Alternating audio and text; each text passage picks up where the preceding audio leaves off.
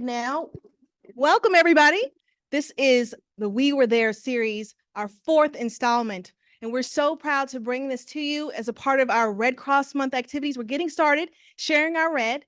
Before we start the panel discussion on international deployments, we will have our International Services to Armed Forces Director come up and speak to us. Thank you. Good afternoon, evening, everybody. My name is Lalita Maharaj, for those of you who don't know me. Oh, sorry. I just wanted to tell you briefly about the international services side of the house, the U.S. international service side. There's a lot of confusion sometimes about the American side of international services and the international, is that the right word? Side. So they will speak on the deployment side for the ISD side of the house, and I will speak to you about deployment from the ISUS side of the house. So in my, under the Service to the Armed Forces banner, the specialist role, one of the requirements of that job is to be deployed to any military installation anywhere in the world once every 2 years for about 6 months. And that is part of the job requirement. And that is totally different from what these guys will talk to you about. So last year, some of you may remember, I was deployed overseas for 10 months. I went to Romania, Poland, and Lithuania when the Ukraine crisis got started, and serving the military community on active duty base for 10 months. So, which was a very rewarding, very difficult assignment, but life-changing for me. Now, that role is part of the senior mobile specialist role. However, under the Service to the Armed Forces side of the house also, if someone was interested in becoming what's called an SAF reservist, that is a paid position where you can be deployed doing the work that I did when I was overseas and take on either a 6-month assignment, a year assignment, or longer. In my role, previous role, we were allowed to go once every 2 years, but as a reservist, you can go more frequently. You can also, extend. And so there's a difference, and a lot of, I just wanted to make that clear, the distinction about the positions, the international deployment under Service to the Armed Forces and the U.S. International Services side of the house. And then I will turn it over to Dorian so that he can introduce the panel to you guys to talk about the other. I will leave my cards if anybody has questions about how to get involved as a deployer on the Service to the Armed Forces side, and I'm upstairs too, just reach out, okay? Thank you.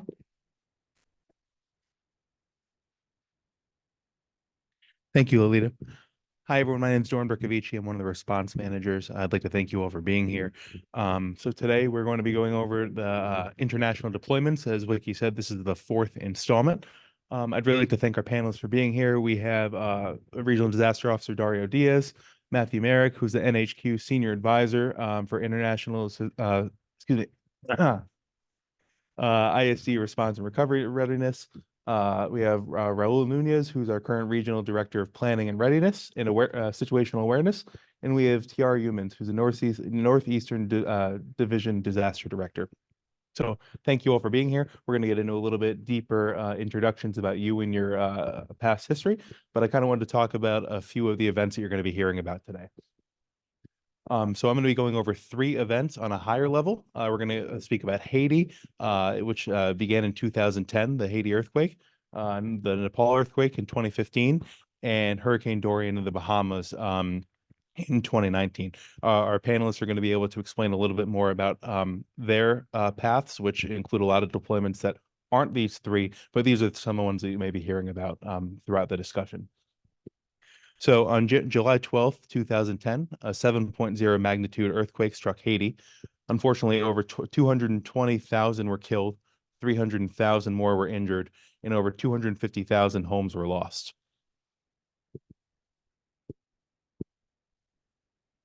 The Red Cross did respond, along with Red Cross Crescent and Red Cross societies from over 30 countries.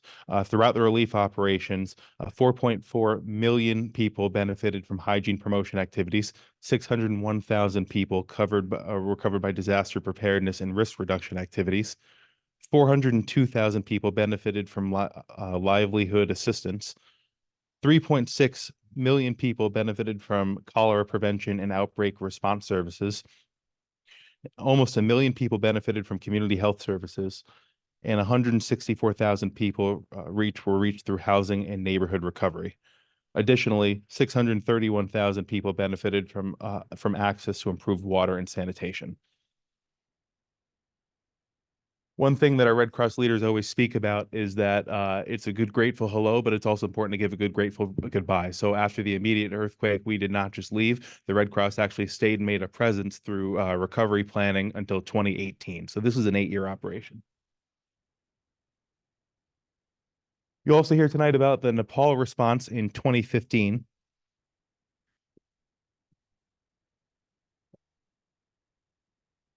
A 7.8 magnitude earthquake struck on April 25th, 2015.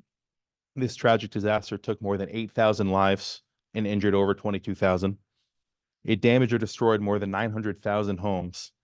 And the effects of this earthquake went beyond lost homes and lives. Critical components of the infrastructure were also damaged, as collapsed schools and a broken water system were also reported.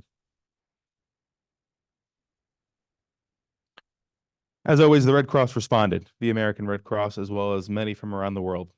The American Red Cross members joined approximately 8,000 members of the Red Cross and Red Crescent societies to deliver assistance to victims of the earthquake.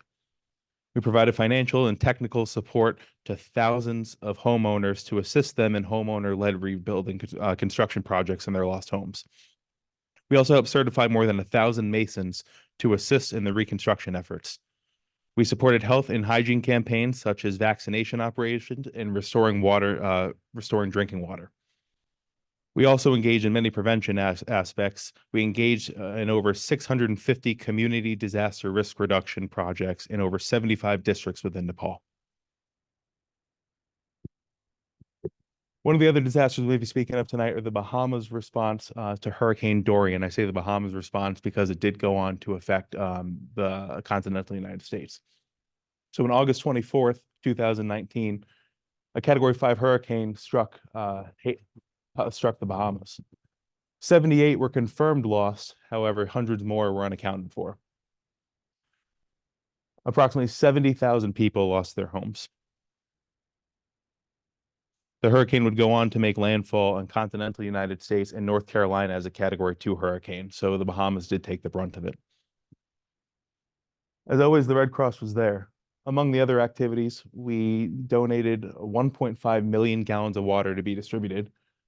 We served 560,000 hot meals, and hundreds of businesses affected by the hurricane and the COVID-19 pandemic, which happened just after, also benefited from our assistance. We also helped remove 23,000 cubic meters of debris.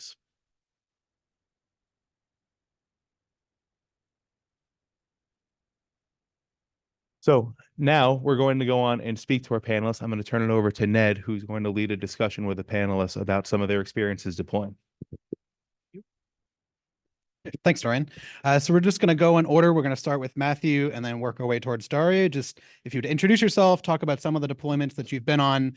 Just briefly, we'll maybe try to stick 30 to 90 seconds, and then we'll get in and just sort of open it up for a dialogue and a conversation amongst yourselves, generally going through sort of your first deployment and then talking a bit about your second and third and fourth deployments and sort of the experience that you gained, and then maybe bringing it home, talking about some lessons learned that maybe we could apply here in New York.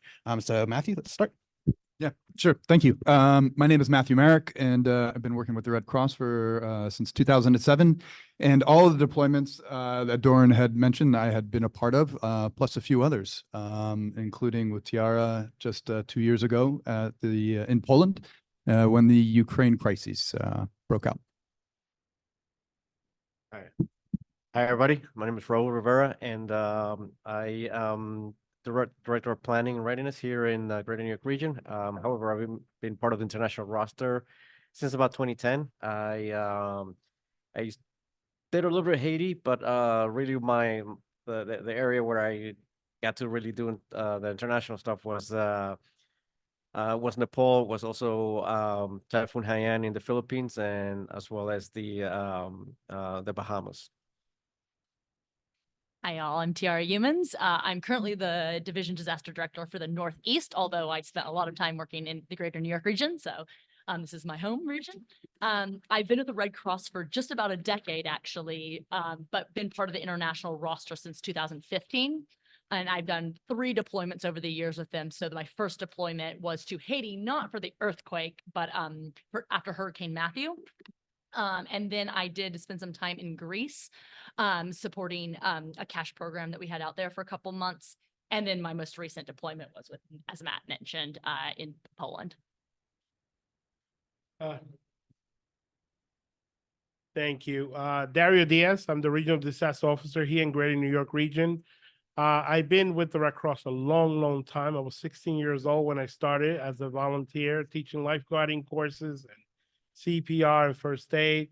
I have been with the international side since around 2008. Actually, Matt and I, at my first training, we did it together back then, 7 or 8, one of those years. In terms of deployments, my first deployment was the Haiti operation, where I was serving out of the Dominican Republic. And then I did I also did Canadian floods. And then I did a pretty interesting assignment twice, which is actually deployed by international services to the United States as a liaison to the Mexican Red Cross. So that was pretty interesting, working in Texas, working in Louisiana as an international delegate with the Mexican Red Cross. So that was, but it was a lot of fun. And again, it was serving people. So it was all good. Great. So let's get started. Behind you, you see actually, I think some pictures that Matt took when in the 2010 Haiti earthquake. So just to get it started, I think you had said previously that you didn't deploy to Haiti in 2010. You were already there. So maybe just to talk about that experience. That wasn't your first deployment, obviously, but just sort of what was that like being on the ground at the very onset of a disaster? Yeah. Thanks, Ned. You can't surprise me with that photo. It sends a little bit of chills. That is from probably within the first, I would say the night of the earthquake. So the earthquake happened on a Tuesday, just before 5 o'clock, and our building came down. There were a few people at work that at that time. And so we were scrambling to do whatever it is that you would do when such a massive disaster happens and you're in it. Including simply touch base with the international community to let them know how great the impact was. And this photo is an example of that, right? You have limited things you can do in a country like that, but showing the world how devastating the crisis is what brings a lot of attention to it immediately. And that photo is exactly that little boy showed up at our office. And the person who is next to him is a Haitian Red Cross member who was working with the Spanish Red Cross at the time. And yeah, we were basically trying to provide as much comfort as possible to the community. And yeah, I could say a lot more about it because it was years and years that I was there, but that was probably the most impactful thing. So yeah, let's go to Raul, because I mean that was your first deployment. So you got there. When did you get there, and what was how long after, and what was your first impression?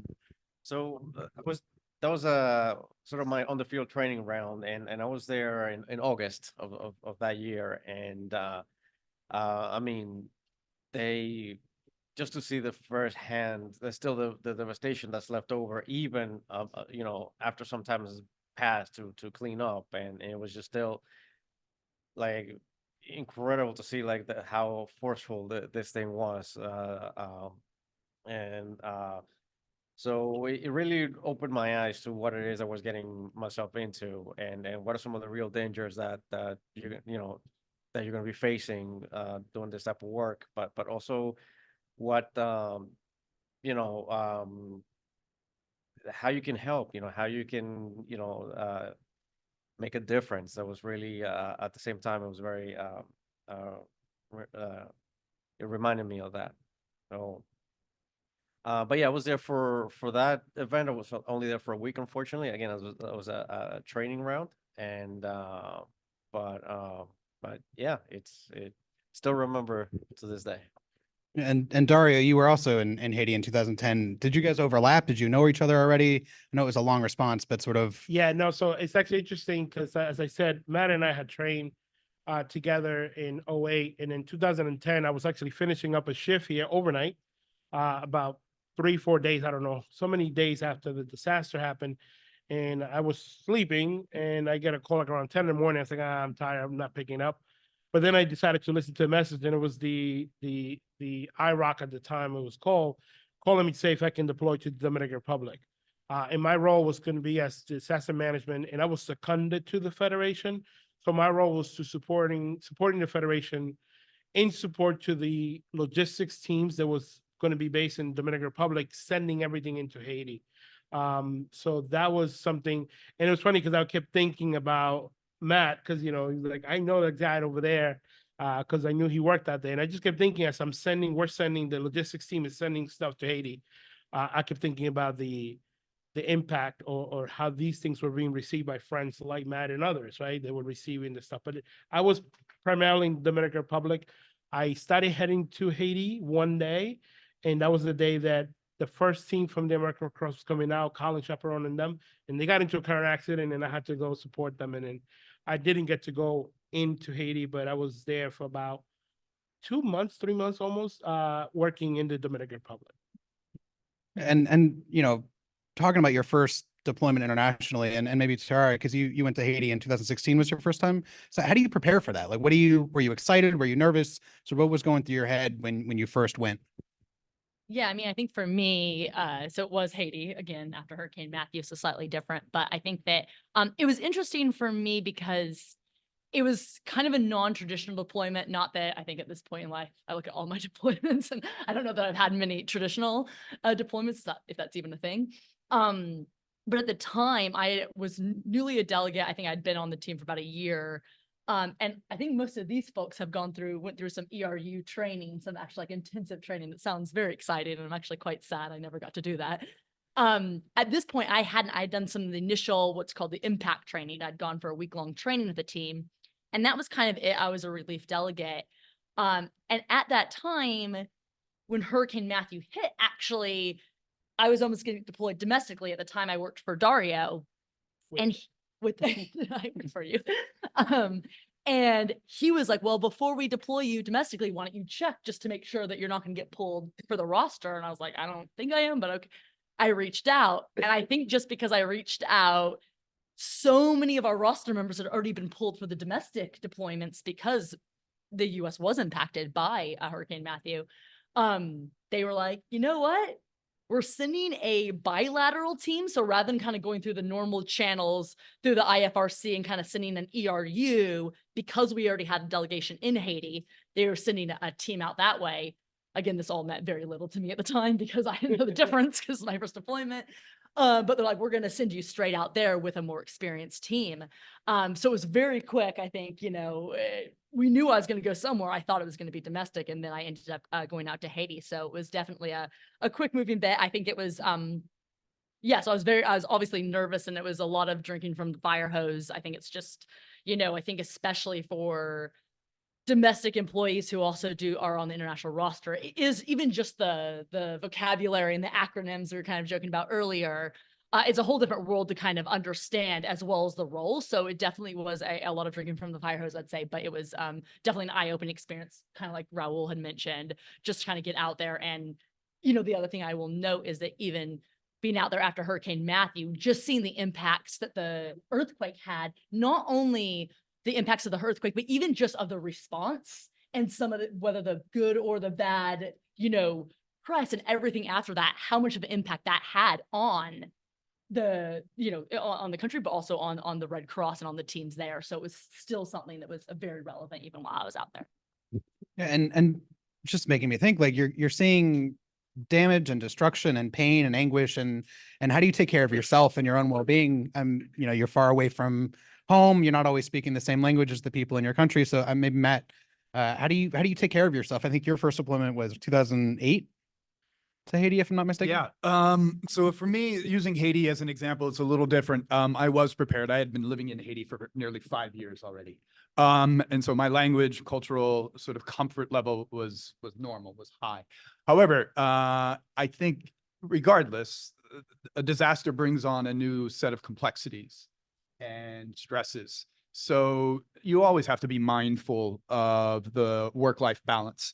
And I think a lot of us who do this type of work are geared towards that burn the candle at both ends, right? And sort of welcome the drinking through at the fire hose, but it's not necessarily healthy. So, you know, you have a community, usually you have your staff, your volunteers to rely on, and you simply have to pause, you have to stop, you have to take a break. You have to force yourself to. Yeah, and then one thing I was wondering about, I mean, you hear about culture shock when people are traveling sort of recreationally. Is it the same when you're deploying where you get culture shock of being in a new place with new cuisines and sort of new cultures? Maybe Raul or Tiara? I mean, yeah, how do you even begin to answer that?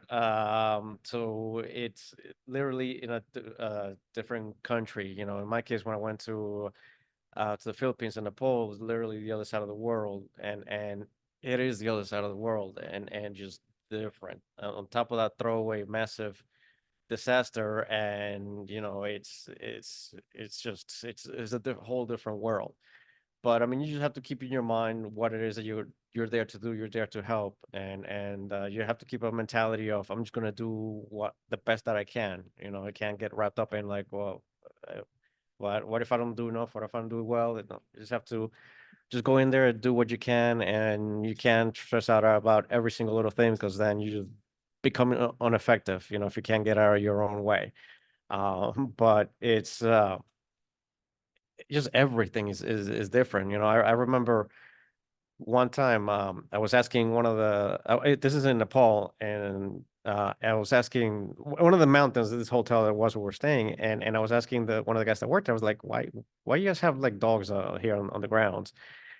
And he's like, oh no, they're staff, they work here. I'm like, oh, that's funny. You know, he's like, no, really. They chase the monkeys out of the vegetable garden. And lo and behold, 2 days later, I saw these high tree shaking. I'm like, why is that tree shaking? Oh, it's the monkeys. So, yeah, that's when you knew you're not in Kansas anymore.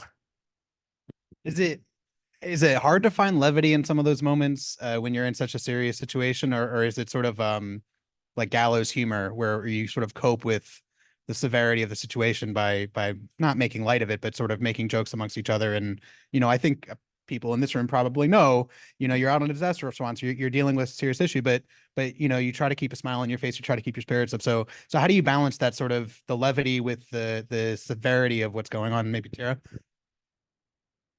Yeah, I mean, I would say I think it's a really unique group of folks that you do get on these operations. And I think that, you know, part of it is you have to not be afraid to kind of have those lighter moments because it can be, you know, it can be very heavy and very overwhelming. And I think, you know, Matt kind of touched on that camaraderie you have with one another, I think is so important. And, you know, I can think of many of my operations and just the times that, you know, we had moments of you know, just funny things we saw during our work, not you know, related necessarily to the disaster, but just the day-to-day work life. I mean, even things that are difficult, I think, you know, I kind of think of Matt, when we were in Poland, we were working on a cash program, and it took us a while to get the cards we needed, and we finally got them. And our like logistics guy goes out and tries the first one, and the ATM eats it.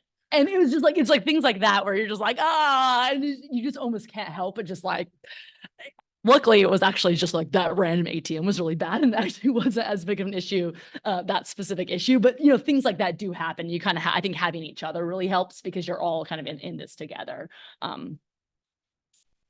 Yeah, I want to share, Ned, that question about, you know, gallows humor and how do you stay positive.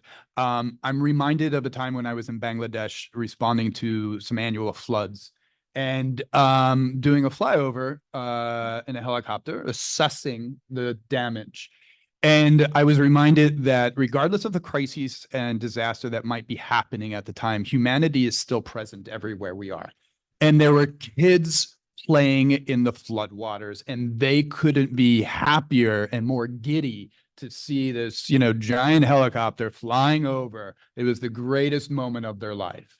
And you see that it's reflected. And when you come back and you do talk, you know, to the international community, you don't bring always the message of the doom and gloom. You bring the message of the positivity and that humanity that still exists regardless of the event that's happening. Sorry, I see you shaking your head. No, it's, I'm always thinking about that, right? I think connecting what Tiara said and what Matt is saying, right? So the humanity exists there, but also we are part of a movement that believes in humanity, right? We are part of a movement that actually celebrates humanity as the first fundamental principle. And I think what's great about this stuff is when you show up to these operations, there's other friends that are there before you, like Matt was there, but also the Haitian Red Cross was there, or, you know, the Greek Red Cross was there, or the Indonesian Red Crescent is there, right? They're doing the work. So what happens is you just come and join a team of friends, even if you don't know each other, you're friends because you're there with a common mission. And that mission is to help humanity, right? So to Matt's point. So that helps you, first of all, seeing those children, as he said, but also seeing your colleagues and even be there to support. It's like you go to a local deployment and you go to Georgia, whatever it is, Louisiana, and those are your friends and you're there to help and you support. And to Tiara's point, I think also the group of individuals that do this are different. They enjoy it, right? They enjoy doing the work that they do because they're making a difference. So I think we went through your first deployments, and so all of you have done multiple deployments. That's why you're up here. How would you compare? How do you prepare differently? Do you prepare differently for a second or third or fourth deployment than you did your first? Like sort of knowing the experience, like, is there something that you put on your packing list that you forgot the first time, or, you know, do you mentally prepare differently? Or sort of, Raul, I saw you shake your head. Yeah, you know, and it goes back to, I guess, some of the small things. I remember when I was getting ready to go to Nepal, I went to this travel clinic and I got, you know, 2-3 shots that I needed to get to be able to travel. And then as the doctor's walking out, he's like, "Oh, Nepal, oh, let me give you this antibiotic. You're probably not gonna need it, but just to have it." I'm like, "All right, whatever." So he prescribes it. As I'm walking out of the clinic, I'm debating whether I want to walk the 6-7 blocks to the pharmacy to get it. But I was like, no, let me just do it. So I did it. And that was the best decision ever. As it turns out that when I was in Nepal, I got sick and I was having difficulty staying hydrated. I could not keep hydrated for anything. And now it's going on 2 days. And if that was going to keep on happening, then I was going to have to leave. Now, mind you, I'm like 7 hours from Kathmandu, which is the nearest working hospital. So I'm really SOL here, you know, and I'm not able to really stay hydrated, and I'm panicking. So I'm like, well, what do I do? So I look at these 3 little pills, and I'm like, okay, let me try this. I took them one a day, and sure enough, that saved me, saved my deployment. So to this day, I am so thankful to that doctor for prescribing as he's walking out of the room, because I could have been in serious trouble. You know, not only could I have cut down my mission short, I was myself into real big trouble.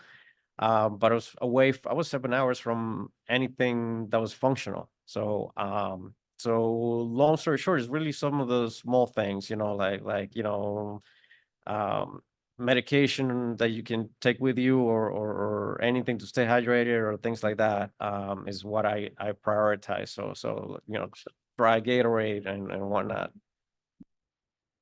Yeah. What about Tiara? You look like you have something on your packing list. I will say, just along those same lines, kind of a funny thing. One of the things I will say with the international deployments, it's a little more exciting than some of the domestic ones, is when you do get deployed, you kind of they say, what do you need? And there's like, you almost get to go shopping, not quite, but there's a room that they have full of gear, and it's very exciting. And sometimes you might be like, oh, maybe I'll need this. So, but one of the things that they had, which I have used on domestic deployments as well, is just this like mosquito net, but it's almost like a tent, like it's a fully supported mosquito net. I don't think I've ever actually used it for the intent that it was for, but I've used it on so many deployments. And actually, when I was in Haiti, we were in Les Cayes, and we were in a complex. I had a room, but we had a lot of very large spiders, and I don't have, like, I'm not deathly afraid of spiders, but I mean, there were some big spiders. And I will tell you what, on my bed, I put my little mosquito net, I set it up and I pulled my sheets inside it. And I slept a lot better every night knowing that I was not going to wake up with a massive like tarantula on my face. So that came in really handy. I used it when I was in Puerto Rico as well, when I was in a shelter, staff shelter. That was a domestic deployment. But it was really hot inside this church that we were staying in. And so I just was like, I'm going to go outside. And I took my cot outside and put that on top. So to this day, I bring it on almost all my deployments and it's become very handy. And it was one of those things I just randomly in the room, they're like, what about this? I was like, oh, sure, that sounds fun. And I didn't think I'd actually use it. And it's become very helpful. Matt, you have the longest list of deployments. So I'm really curious about your answer to this. Okay. Well, my initial answer was going to be, yeah, less and less. It is the more I go, the less I want to take. And the more I find I could do, more with less.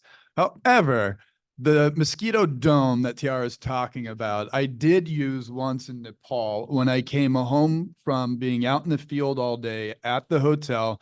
The hotel staff was in the room with a shop vac, vacuuming my walls and ceiling from crickets. And there were hundreds, there was an infestation of crickets. So yeah, I popped the mosquito dome that night and that is what I slept under. So yeah, it comes That in handy. mosquito dormant. So you've shortened your packing list. What's on your short packing list? No, it is just, I stay out of the room. Okay, because that's the temptation, the one that because all the wonderful gadgets are there. But I will, the one gadget you must take is the Wi-Fi, the portable Wi-Fi. So because when you deploy internationally too, your phone that you have for work does not allow you to hotspot. It gets locked. So you can still use it for everything, but if you want your computer, okay, to not rely on the unreliable internet where you are, you need to have that Wi-Fi connection. So for sure. Yeah, thanks. And just sort of going in a slightly different direction, what is it like coordinating with another country's Red Cross Society? Do you feel like an outsider? Do they bring you in? And I think, Dario, maybe you're in a good position because you've liaised with the Mexican Red Cross for Hurricane Ike and Hurricane Isaac. Yeah, so I think what's great about it, I mean, there are challenges, don't get me wrong, but at least in my experience, what's great about it is that we do some trainings, right? Where we learn whether it's the Federation, the movements, protocols, and procedures, right? On some things, right? You learn about what are the different clusters with the UN. So you learn a lot about a lot of things and you coordinate. It is definitely different. I mean, I think that, as Americans, we work in a certain way, we right away. And that in a place where things are a lot more calm and take time, that could be challenging. So I think the key is, I think the American Red Cross, at least when I went through, and I'm sure when they all went through, we do a good job at ensuring that people are selected properly. In other words, people that actually have the right aptitude, the right personality to work in the field. But also we do some trainings where we learn about how do we work in the field. However, the individuals are different. I remember I was in a training in Finland and everybody from everywhere in the world, right? And these were different individuals, but I think that, again, I always go back to the principles, right? To the mission, to what we're trying to accomplish. And even happens here when we go to national deployments, you're working with people from Tennessee, from California, from New York. We're different, right? But we have a mission, we have principles that guide us. And I think we stay focused on that, you get that. But definitely there's some adjustments that you have to do. But we know that. At least that's my piece on that. Matt, you've also deployed a lot. Like, Yeah. are there, I mean, not to put any country on the spot, but do you notice a difference between the various countries that you're working in and how they integrate you from the American Red Cross versus maybe other countries who are standoffish, or how do the different countries sort of compare in greeting you and sort of integrating you into the fold? Yeah, I think a couple things. One, the family that Dario had talked about, the Red Cross, Red Crescent family, in that sense, you are always welcomed by that host national society, that receiving national society. However, your cultural ideals may not. And I think, yes, regardless of how many times I've done this, I have to come in with as few expectations as possible and leave my American work ethic and, ideas maybe parked for a little while. Because a couple things, and I think if you take a number of the places where we've been, and that this series is talking about, perspective is really, really key. So a disaster in Haiti, through the eyes of an American might be seen very differently, through the eyes of a Haitian. And because if you're, I mean, if you haven't been to Haiti, you may have shown up before 2010 and thought the earthquake happened earlier. So there is, I think, a certain, perspective you have to bring, and you have to have a very open mind, and you have to park some of your own ideologies. I think also in response mode, we are very driven to be urgent in our responding efforts. That may not be the exact approach that is taken by Red Crosses and Red Crescents in other places, or their pace for responding might be different. And yet, as Matt was talking, I remember an experience that I had in Canada, right? And you talk about a culture that's pretty similar to ours. But I was deployed there with a group of friends, John or Laura Hevesy, a bunch of people that we all trained together with Matt and friends, and actually some of them from New York. And we are working in a room and we're setting up a distribution and we're talking to each other like we talk normally.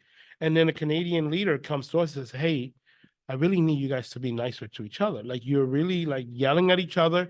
That's disrespectful. And to us, we're just loving each other, right? It's just all love.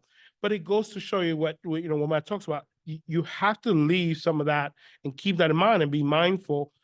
Later on, they got to realize that there was no problems between each other. But it was an adjustment, right? It was an adjustment. And you talk about a country that's pretty much, when I grew up in the Caribbean, I didn't know there was a difference between Canada and the US, right? So, but there is, right? So that's an example of that. Yeah, and so again, sort of changing direction a little bit again.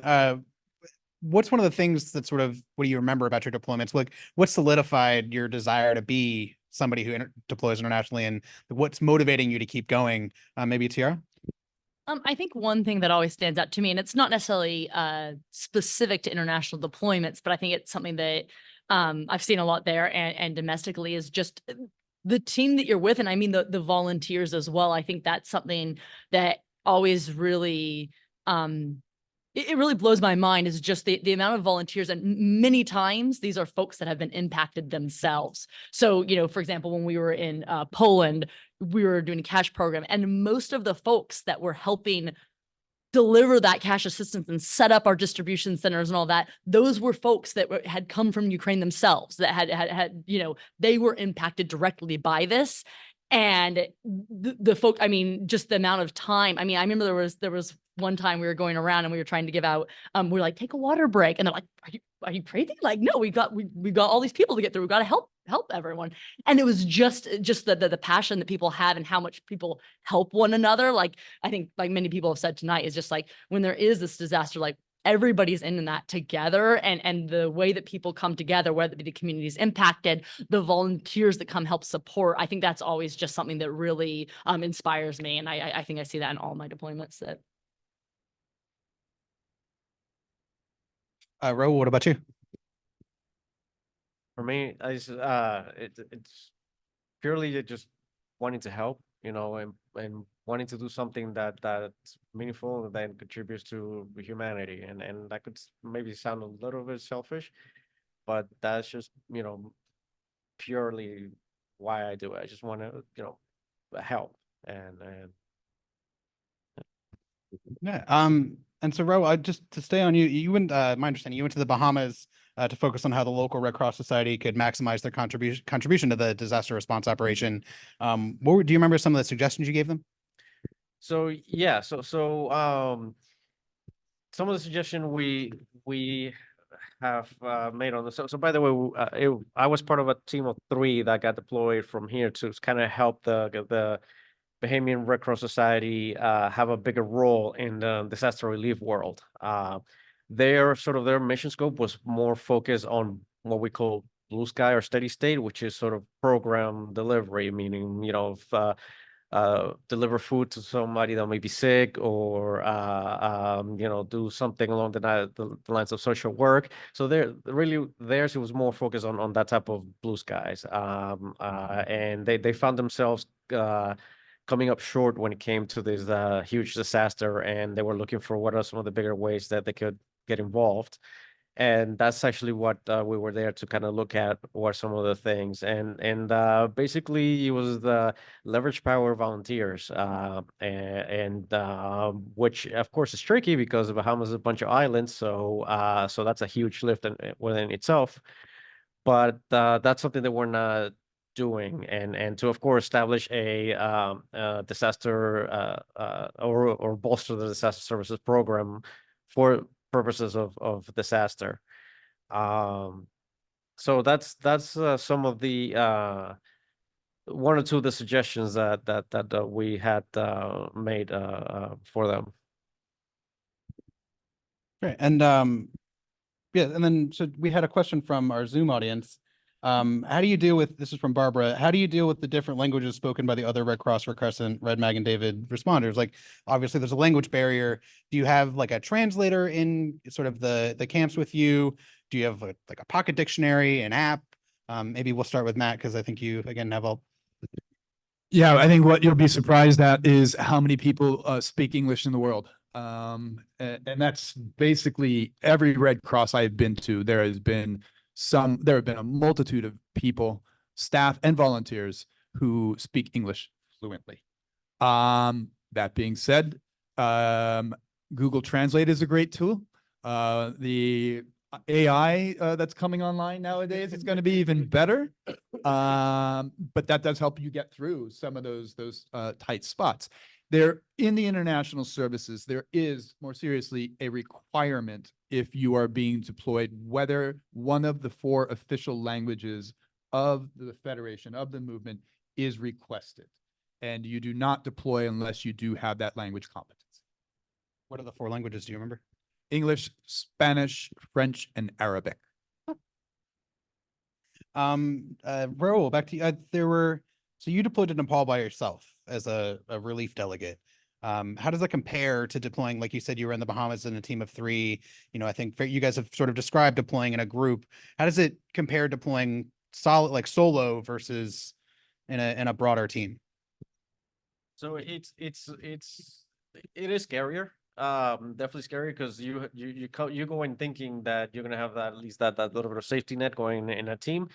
Little did I know that once I get there, we got split. So one of my team members staying in Kathmandu, I got shipped off to the mountains, and you just don't let it get in your head. You're there to do a mission, to do the best that you can, and you just get to work. But yeah, it is very scary being on the other side of the world by yourself, but know that whether whether you're there as a American Red Cross or Nepal Red Cross or whatever it is, or even anyone from Red Crescent, it's the emblem kind of still.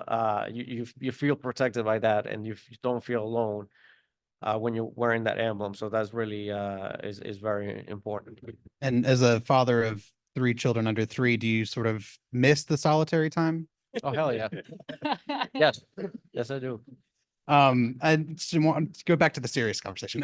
Tiara, you were in Greece, you were in Ukraine, and sort of I was trying to figure out how to describe it, like more human focused disasters over there, whether it was people coming into Greece, and Ukraine, or Poland, it was people coming from Ukraine. How does it compare to the work that we do here? We do a lot of natural disasters. We do home fires here.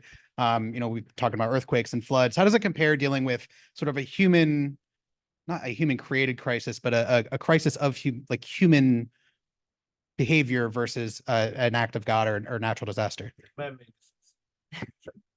Yeah, I mean, what I will say is that, and I only have my limited experiences in this, but the first thing I will say is that, unfortunately, even with the American Red Cross, we respond to more and more disasters that aren't necessarily related to natural hazards. So, we unfortunately responded in our division to several shootings, and we do have lots of operations going on that way now.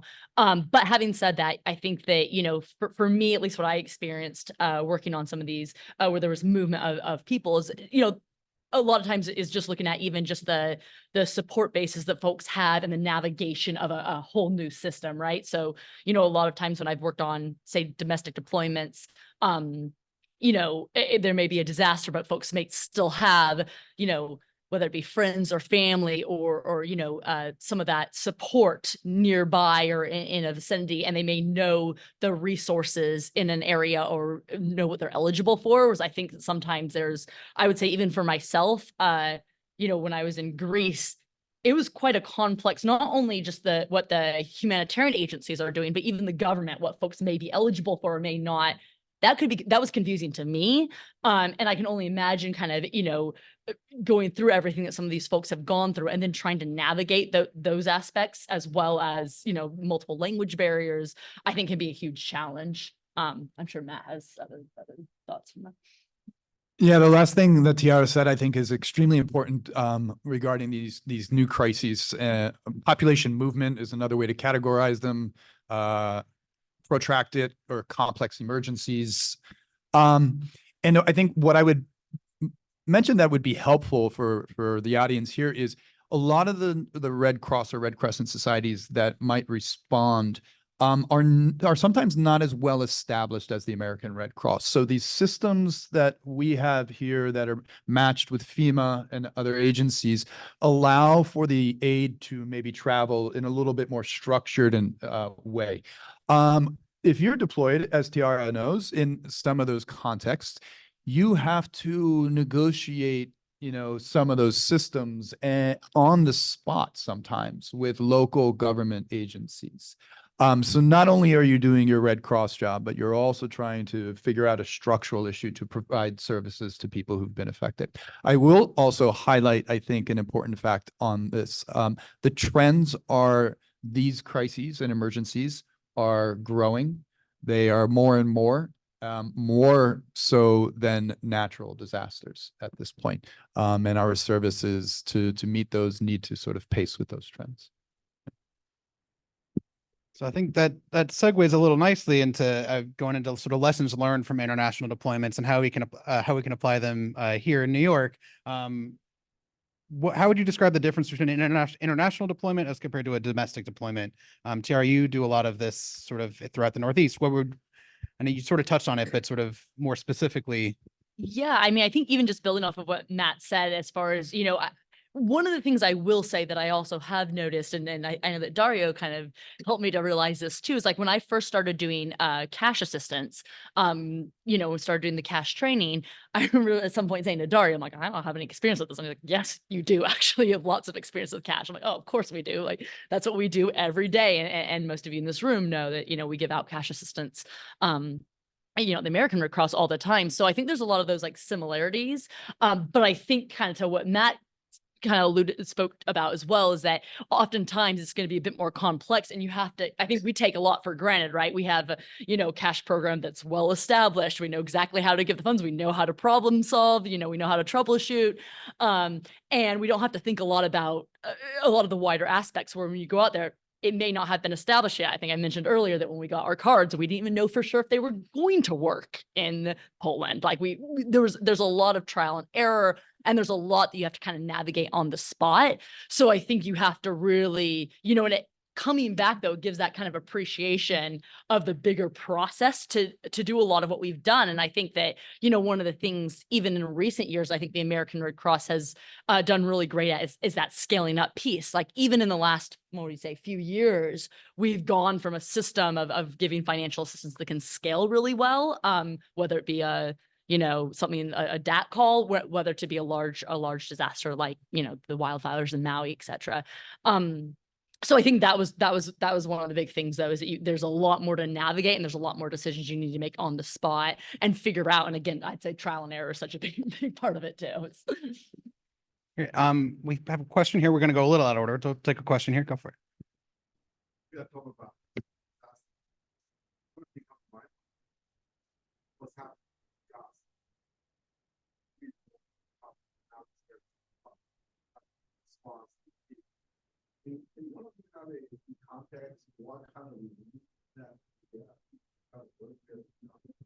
Maybe we'll go to Matt for that one. Yes. So in the context of what's happening in Gaza, so there is the Palestinian Red Crescent, who is extremely active and who is considered within the movement to be, I mean, exemplary in the work that they're doing. It continues throughout war. ICRC, the International Committee for the Red Cross, which is the founding body of the Red Cross Red Crescent, and has been present in the area working for a number of years because their mandate is to be present and work in conflict, post-conflict areas and settings. And so they have been, if you've seen early stages of the conflict of the war, ICRC has been important in negotiating hostage release and transfer and reunification of individuals in that disaster. Magen David Adom, which is the Red Star of David, which is the Red Cross or Red Crescent of Israel, as well on their side of the conflict, is present and working. The surrounding countries, Egypt, Jordan, there are a number of IFRC, International Federation of the Red Cross, staff members from the regional office is in Beirut that are working with all of the actors in that area. The American Red Cross directly has raised funds, and we continue to plan those financial resources to the Federation, to the ICRC, to MDA, and to the Palestinian Red Crescent. That information is fairly public on the Red Cross website. It basically, says in blanket statements what our support is in that regard. But that is an extremely complex situation at this time, especially, I know Lolita is not here, but IHL, if you haven't taken any IHL courses, right, Rob, this is exactly where you will learn what you need to. Some of the most important stuff happening in that area is covered by the IHL work that the Red Cross does. That actually leads nicely. We have two other audience questions that are very similar. We have Varvara and Lisa, both sort of asking about the process to get involved in international deployments. And then we'll come back to lessons learned for New York. But Matt, I'm going to stick with you. So Varvara wants to know, sorry if I'm butchering the name, could you tell us more about the pathways to work in the field through the Red Cross? And Lisa wants to know, can you speak about how you would go about signing up to do this, the specific trainings you took? I know you said the window just closed. I know it's an annual application process that's nationwide, but just if you could touch a little bit, if people here or who are listening are interested, what are some stuff they can do now to sort of position themselves and get ready for when that next application period opens? So I will answer very broadly, but I think the people to my left could probably answer more appropriately because they've gone through that process. I kind of came through the back door as a staff member with the department. But as you mentioned, that it is an annual recruitment process. It kicks off in, I think, October, November. It's a screening, multiple screenings. As I mentioned, the Federation requires a language. And we are seeing more and more of those language being necessary to have as some of the criteria to getting on the roster. You also, all the collective experience that these folks here have domestically contributes to that application process. If you already have existing, and I know these folks do some, international experience as well, that is not Red Crescent related, that also helps. Yeah, patience, that helps too. Because getting through that process successfully does not necessarily equate to being on a plane in the next month, 6 months, or a year. There's a lot of training that happens after you go through that process and recruitment and you're successful. But I would ask, yeah, let's go down the line, right? Let's go Raul, and then we'll just go and sort of, what was your application? Like, what did you do? Like, walk us through that. Well, basically, I got the application from Dario one day before it's closing, so I have to drop everything I was doing and apply. But one of the biggest things that I usually end up tell people is that as you're applying or before applying, think of what are the skills you have to bring to the table. And 9 out of 10 times people tell me, well, I'm just me. I don't have, I don't have skills. I don't speak a language. Okay, great. That sucks that you don't speak a language, but what are some of those skills that you have to bring to the table? I mean, are you a guru with computers, or are you um great at or interacting with people, or what are some even if it's a skill that you may think is not doesn't have anything to do, bring that up, and because that could very well be one of the skills that's mostly needed when you're one of those deployments. And I don't want to say sell yourself or be a salesman, but promote yourself and say, hey, look, these are my skill sets. This is what I'm good at. And it could be any type of skills. I'm good with fixing cars. I'm great with computers. I speak a language or two, or I'm very well versed in whatever. Because one of these deployments, you never know what is something that's going to be needed, a skill set that's going to be needed, obviously, aside from language. I also got the application from Dario about a day before it closed. I think that's a pattern. Yeah. But yeah, so similar thing, I think, to what these folks have said. I won't repeat it all, but yeah, I think that what I would say is just, especially looking at that mixture, I think that, what a lot of people get frustrated by is that kind of catch-22 where you need international deployment experience to get international deployment experience. You get kind of stuck. And what I will say is that I definitely was concerned about that. And when I applied and when I got onto the roster, I did not have international deployment experience. I had a lot of international experience. I'd lived overseas for a very long time. I'd done nothing useful for society overseas. I studied overseas. I lived in India for a year, but I was mountaineering. I hadn't done any sort of work overseas, but I did have that experience. And I also had Red Cross experience. I deployed nationally, and I, had worked in the field quite a bit. So the mixture of those two, I think they saw that, okay, you've got those skill sets that can be useful. So I think kind of what they both said already, but a lot of times look at all the skills you bring to the table, because they will look usually holistically at that.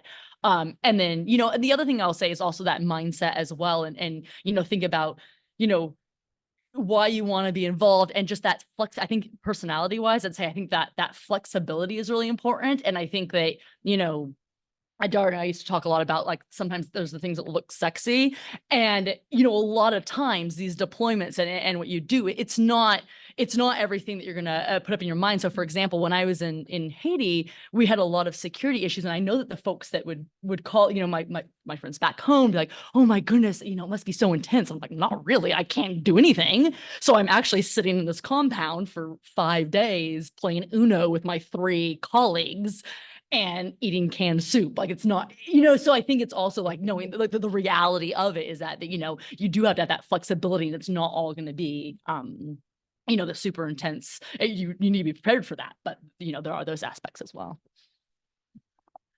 And it was intentional. I gave them the day before. I wanted to make sure they really wanted it, right? So I know. So to Tiara's last point, right? You have to self-evaluate your, and really understand, is this for you? Because there are some challenges that exist, right? And I always say, you're there to support, to be somebody who's going to solve problems, not somebody who's going to create problems. So you have to really self-evaluate. That's number one. Number two, I did have some international deployments, not with any big organization. I did a lot of volunteer work, and that was very helpful, right? But also, I think today, and Matt and Tiara particularly will correct me if I'm wrong. I think today the international movement in terms of international deployments, it's looking closely to what we're doing locally, because it's the cash transfer and things like that. So your activity at the local region, your activity deploying, I will recommend that highly, will be helpful, because again, we have those, forgot the codes, the challenging codes, whatever it's called, like, there's no running water, there's that. In deployments, you get to experience some things that will, I'm sorry, hardship codes, thank you. The hardship codes will somewhat simulate, or in some of them are very similar to what you would do international. but also you go into a new environment, right? In your own country. So that gets you some practice. It gets you some new knowledge, new skills, right? So for example, Raul's a planner. There's a lot of that going on also in the movement, right? So start connecting as delegates. We have one of the things that this region is fortunate is that we have a lot of delegates. We have Andeline in the back, one of the cool kids in the block, right? Who deploys. We've had Jason Lyons, Raul, Tiara, myself. Matt now is hanging out in the region. Who am I missing? Shirley's here. So we have John Tomas. So we have a lot of people here that deploy. Talk to them and ask them what are some of the things that you feel that will help me. But again, just get busy doing what we do, helping people. Why I talk about the principles a lot. The principles unite us. The key is to be there to help people, right? The humanitarian work in an impartial way, neutral way. I'm not gonna keep going, but I think that take advantage of the opportunities we have. And I think we'll get you closer to that point. Yeah, and Dario, if I can stick with you, I mean, we Sure. just heard two people say that you handed them an application at the last minute. What are the things you see in people around you that like sort of makes you think that they might be a good fit for international deployments? What are the traits that you think that you're looking at and you're like, that person would be really good at this? So, first of all, Raul and Tiara are gonna get a big head and they're gonna fall forward, so I have to be careful, right? So I trained with this gentleman named Steve McAndrew, who is an interesting character, right? But one of the things he said to me when I finished my ERU training in Panama, ERU is Emergency Relief Unit training. We had a very, very involved training there. And what he said to me was, I will deploy with you anytime. I'm not worried about my life if I'm with you. And I took that into action. And what I think about when I look at people, the first thing is, I want to make sure that I can be next to that person, that they're going to keep calm, they're going to be respectful, that they're going to represent us well, right? And they're there for a mission. And so I watch individuals, this is where you have to cover your ears because you're going to get a big head. I watch individuals like Tiara and Raul, who, Raul, for example, deploys to Puerto Rico for 21 days and not take a day off right after Maria. Tiara is somebody who's there seeing clients every day, ensuring that they're taken care locally. I know that if I'm working with them out there, I know they're going to be focused to take care of people and they're not going to get me killed. And it's a little exaggerated, but that's kind of the concept, right? So that's number one for me. And then also, as I said, do they have the right sauce for it, right? So there's some scary moments, not because they're ultimately super scary, but because it's new, right? I remember arriving to the Dominican Republic, where I was born, by the way, with 2 Pelican cases, full of stuff, and an address where I need to go. But I have not been in that country in so many years since I was a kid. So I had to figure out myself how to get there. And the disaster wasn't there. But that is challenging, right? You start, okay, so how do I do this? How do I do that? How do I figure out? You're going to meet people that you never met in your life. So you have to have the right sauce, right? And I think that individuals like Tiara, Raul, Jason Lyons, Andy Lee, the people from our team, that they demonstrate that. They're people that they're focused on the mission every day. And Matt, let me ask you the flip side of that question. And you obviously don't have to name names. Have you deployed with people that it just didn't work for? And that do you have any can you think of an example of just, and not, it's totally fine, but just that it wasn't a good fit and you deployed with them and they realized that it wasn't a good fit and maybe they went home or they didn't go back again?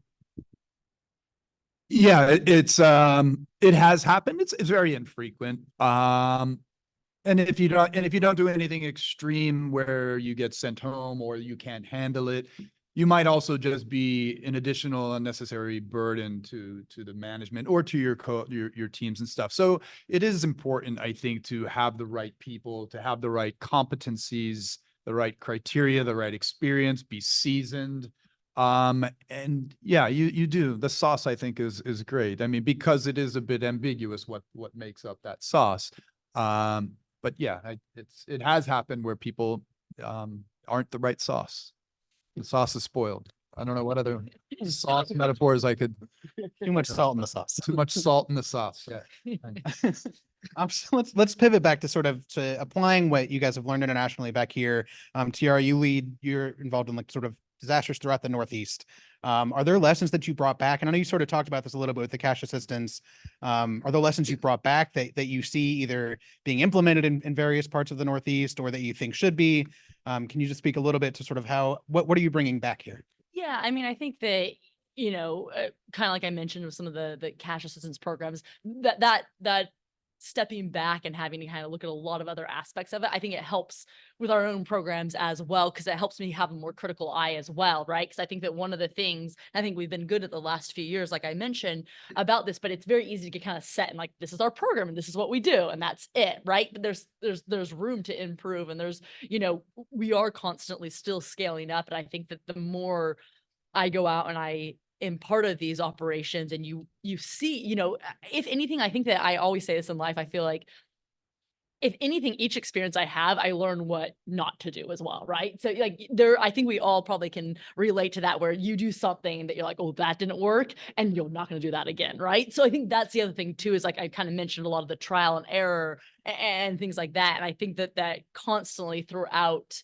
the different deployment experiences I've had, I've kind of just had things I'm like, oh, okay, not necessarily here's what not to do, but you just kind of learn from some of the trial and error that you go through. So it's definitely something I think, like I said, I'd say both international and domestic that I bring back every day, because, a big part of my job right now at the division is helping the 9 regions within the Northeast Division to scale up and deal with different sorts of operations. And many of our regions, we all have different, we've got Greater New York, where right now you have 4 active DRs, I think, at the moment, who's constantly responding. And then we have some regions like our Northern New England region where they don't have as many responses. Maine's a huge state, and there's not, something in Northern Maine is going to be a lot smaller population, a lot less responses. So it's really trying to help, I think Matt kind of spoke to some of the different national societies may move at different paces or have different levels of experience. And I think it's very similar. I think that's something I really bring back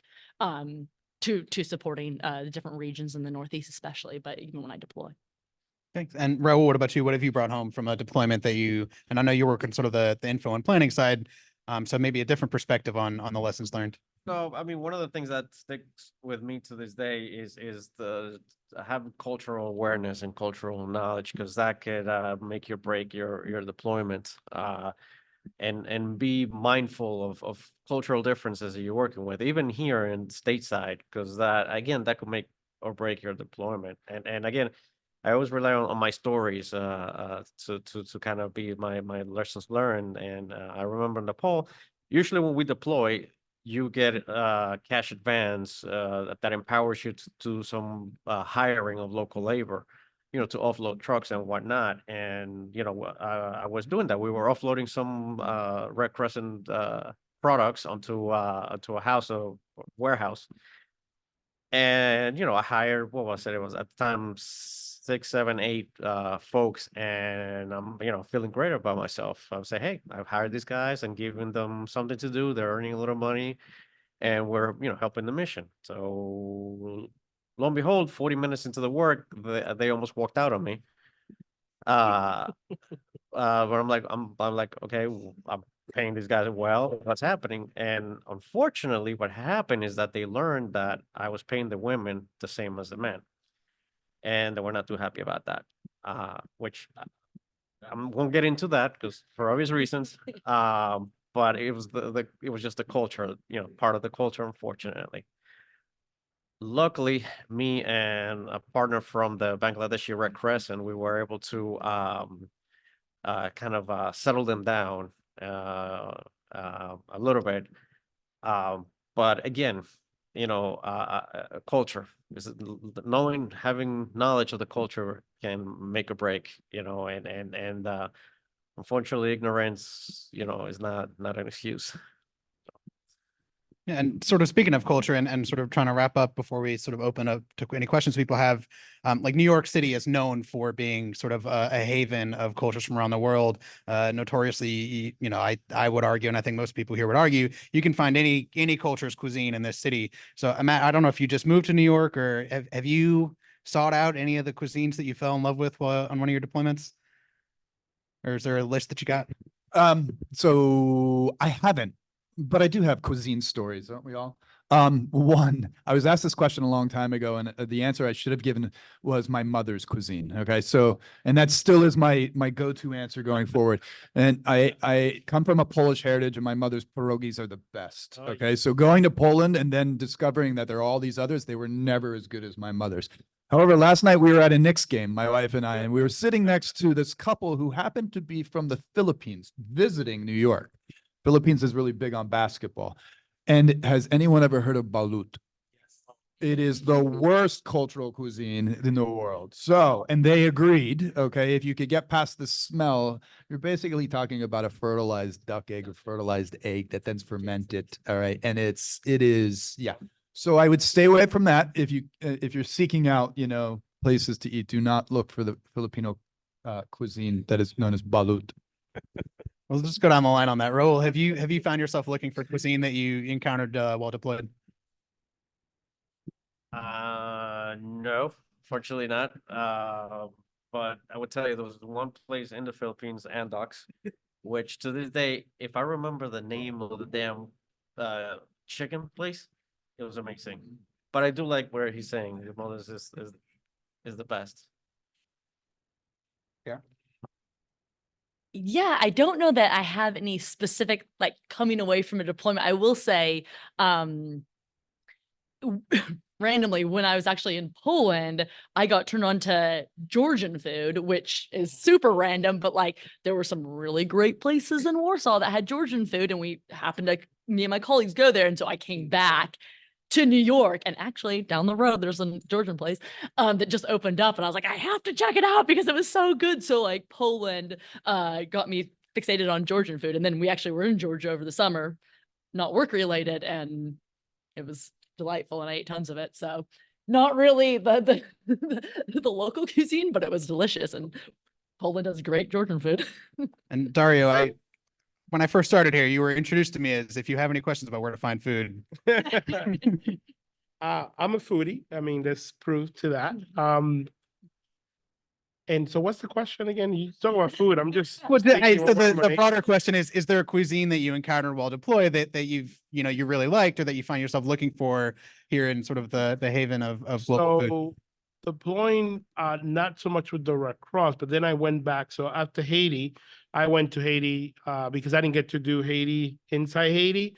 I went back to Haiti on my own with another organization, and I got to tell you, the cabrits in Haiti with some piccoli, cabrits is goat. It's delicious. So, John Tomas, who's from Haiti, from our team, every time I talk to him about it, and we've gotten it here. So it's the beauty of life, and I think that's the beauty about cultures, right? It's we're so different, but we're all the same, and we have things that we can enjoy from each other, and that's what I love about cultures. Yeah, and then I think I have two rapid questions, and then we can sort of open it up for the floor. Question one is, we'll just go from Matt down to Dario, and then we'll go back this way. What's your favorite word that you've learned in another language? Tiara is looking at me because she knows it. Smacznego. What language is that? It's Polish for bon appetit. And it is the least bon appetit word in the world. That's why I love it so much. Smacznego. Raul. I'm trying to think about it. I can't think of a word, and it's gonna pop in my head in the middle of the night. Be like, oh, why did I say that? But no, I can't think of anything in the moment. Tiara? Oh God. I feel like, yeah, that was brings back memories of Poland. The only other one I can think of off the top of my head, and it was more of because of the person who was one of our colleagues, Katie Lilly, who was out with us, loved to say, I'm gonna butcher, I hope no one speaks Polish here. Dzień dobry, like the hell, but she would like almost sing it, dzień dobry, like every day. And so it was just kind of this fun word. And every time we'd go to like a restaurant anywhere, she'd be like, dzień dobry. And it was just like the way, so more of because of a colleague. More because of a colleague, but that was, I think, good day in Polish, and I probably butchered it. Dario? When I was in Ghana, I was baptized. I went through a baptism, and I was given my Ghanaian name. And there were three of us that had the same name, so then they gave me an extra piece to it.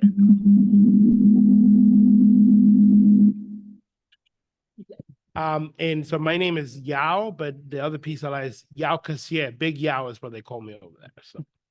All right, and then going back the other way, starting at Dario and So going this way. actually, Oh, go ahead, Raul. And not a favorite word, but one that you learn pretty quickly in whatever language, and then that's coffee.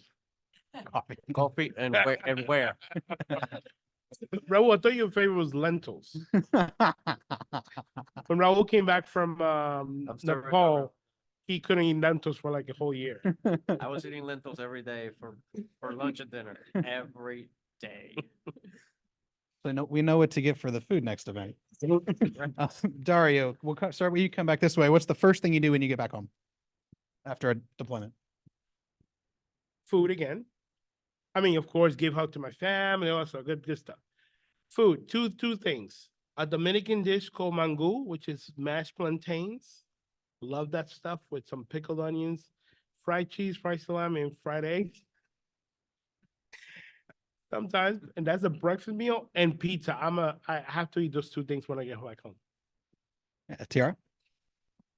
Yeah, I would say in general, it's become a bit of tradition with my household when I'm away, whether it be on a deployment. That is when I come back to the city, we tend to go to just down the road. There's a cookie place, Smackeries, now featured on Only Murders in the Building, but it's giant cookies that are delicious. And so I feel like that's something I tend to come back from I mean, I do it a lot, but you know, almost any trip, but deployments included, where I'm like, I deserve a treat, and I'm gonna have a giant Smackeries or 2 cookies. So, Raul, and I'm going to ask you a slightly additional question is what's the first thing you do when you get home, and how is that going to change now that you have so many small children?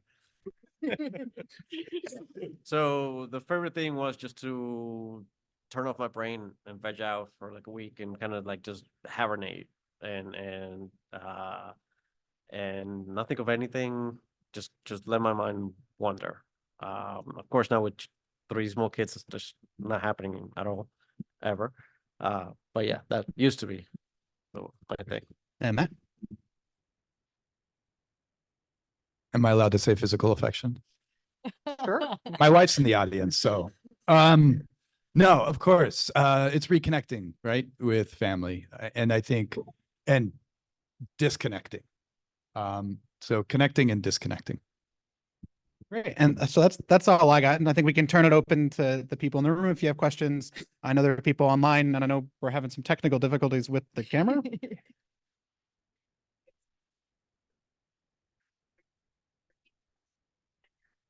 Will do.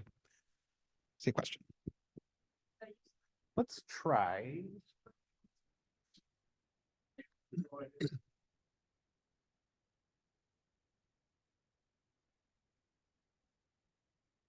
We can repeat it for you. Yeah, we'll just repeat the questions. Yeah.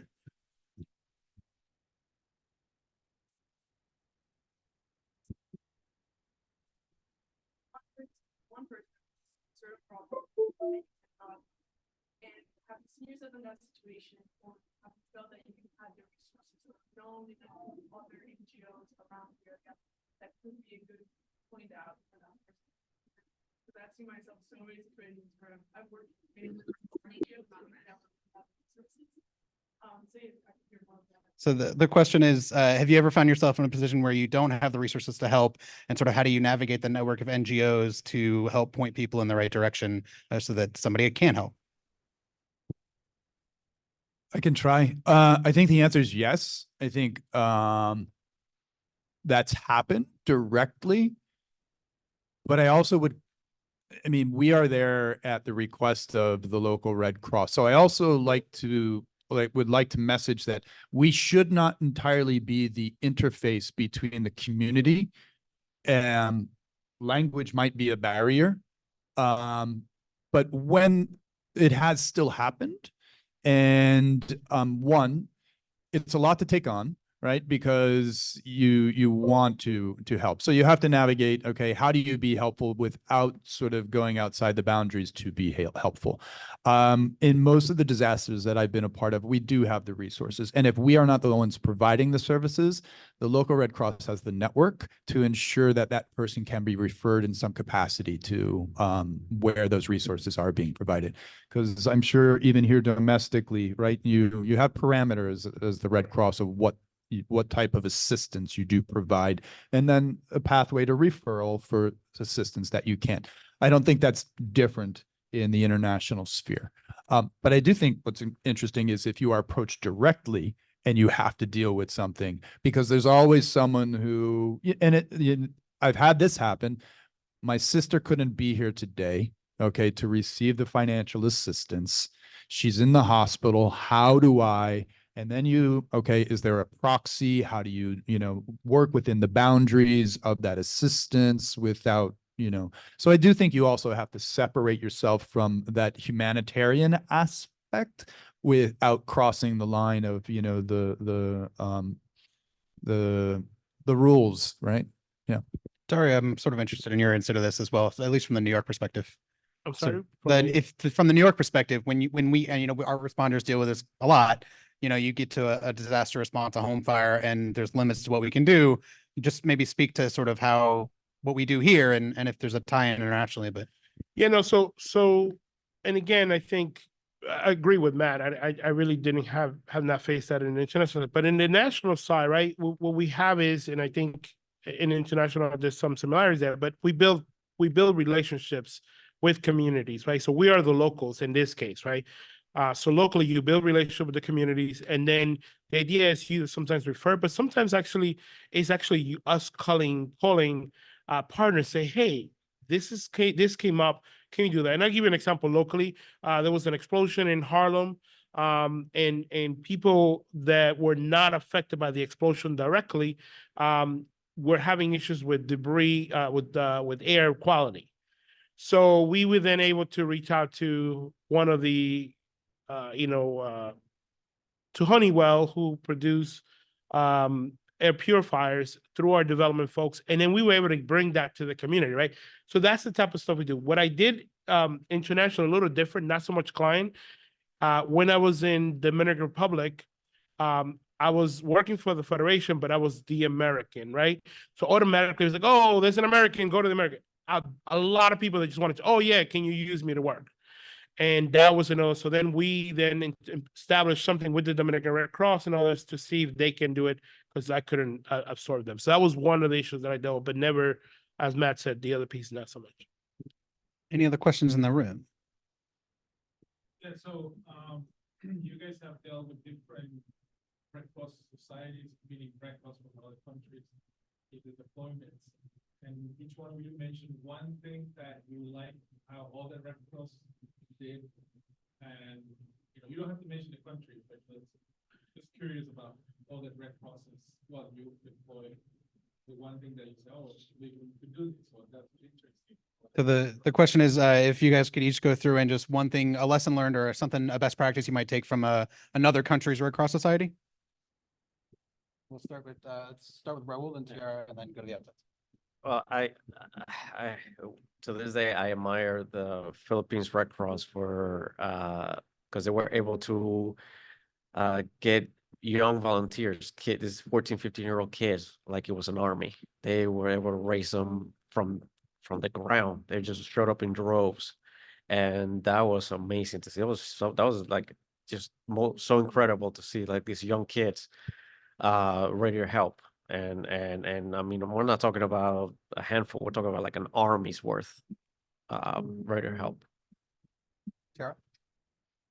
Yeah, I mean, I'd say similar. I think that particularly even like when I was in Haiti, I think working with the teams there, I think just the community mobilization piece as well. I think there's a lot of great practices and being able to kind of get out in the community and get things done. And I think especially kind of going back to, we're on international deployment. Sometimes we don't have the same systems in place and a lot of the things that we take for granted, and just seeing how I think that, I thought about that, and this isn't specific to Haiti, but just in general, I think, when we go out on a DAT call and it's like, oh, our systems aren't working, it's, like it's catastrophic. You're like, no, we can use paper forms. We can, but I think sometimes it's amazing to kind of get out there and see sometimes when we don't have all the perks that we might have locally on responses, and seeing how folks can mobilize the community and also just get things done, whether it be going back to using paper or using, I think there's a lot that we sometimes forget, and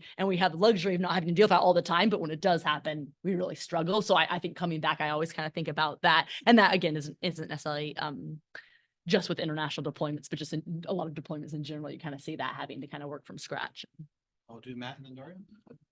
Yeah, I can never give just one answer. Palang Merah Indonesia, which is the Indonesian Red Crescent.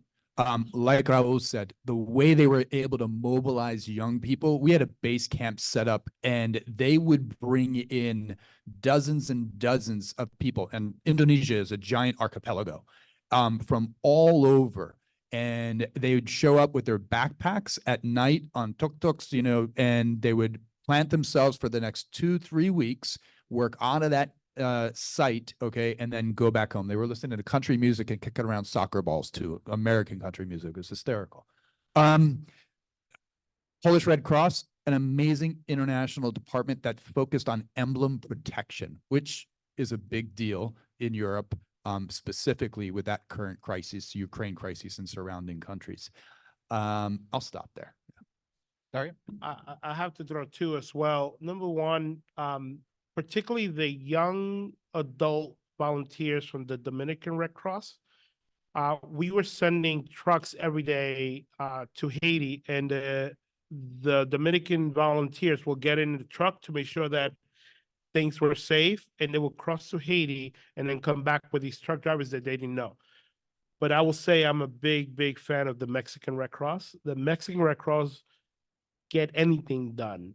I was at an operation. I work with them here in the US and they get everything done. But it was funny. One time, I don't know if it was Maria or Irene. I was in an American territory in the Caribbean, either Virgin Island or Puerto Rico. And I got a call from somebody that told me the Mexican Red Cross is somewhere. They were asking about you.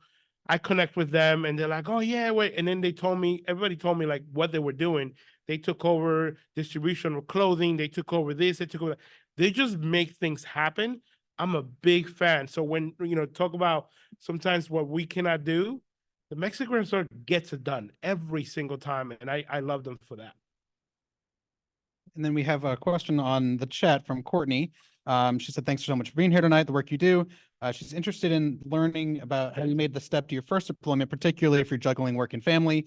What mental or logistical hurdles did you need to overcome and how did you manage that? I'm gonna go, maybe Dario is the best to answer that. I don't know. I can tell you, my Haiti deployment, I said it was 2 months, 3 months, something like that. It was close to that point. And they said to me, hey, Dario, can you stay another 3 months? And I said, I called New York. My supervisor here, Diego Pardo, said, yeah, no problem. But then I thought about it and said, that's going to be a big problem. I had just gotten married about 5 months ago.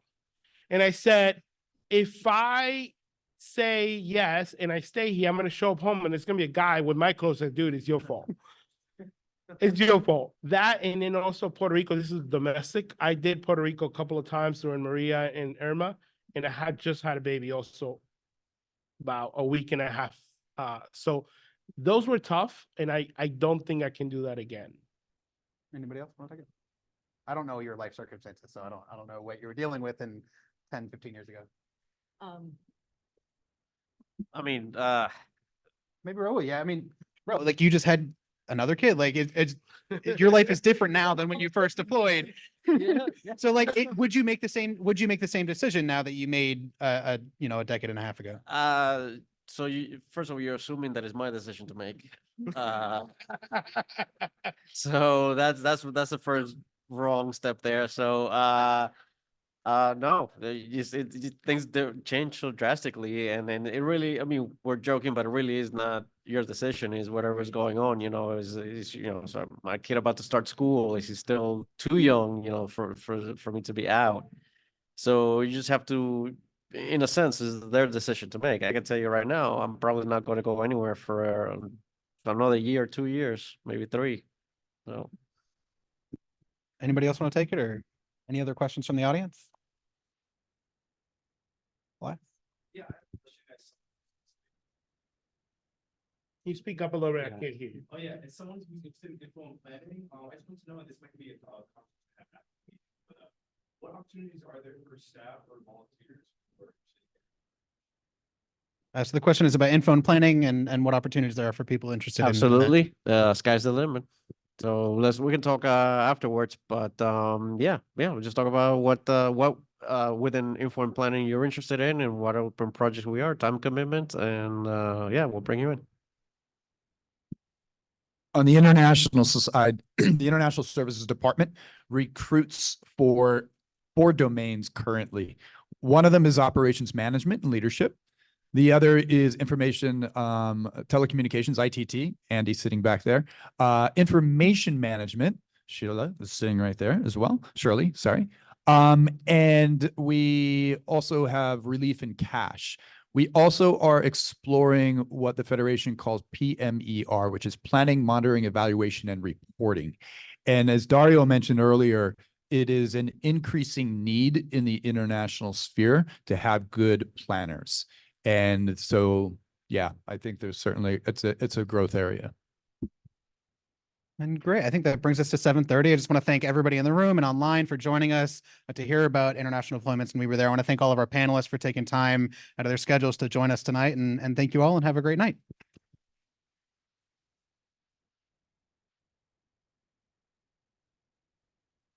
We have presents.